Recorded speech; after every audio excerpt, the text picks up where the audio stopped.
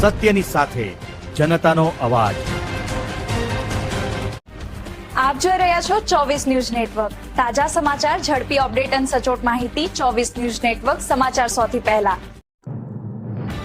સોનગઢમાં ધોળા દિવસે ચોરીની ઘટનાઓથી લોકોમાં સાવચેત રહેવાની અપીલ, પોલીસ સતર્ક બની તપાસમાં જોડાઈ।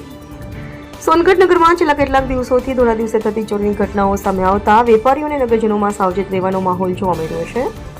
શહેરના મરીમાતા રોડ સહિતના વિસ્તારોમાં દુકાનો બહાર મુકાયેલા સામાન અજાણ્યા શખ્સ દ્વારા ચોરી જતો હોવાના બનાવો સામે આવ્યા છે। મળતી માહિતી મુજબ મરીમાતા રોડ વિસ્તારમાં દુકાન બહાર રાખવામાં આવેલા તેલના ડબ્બા, પંખા સહિત અન્ય ચોરી થવાના બનાવ બન્યા હતા।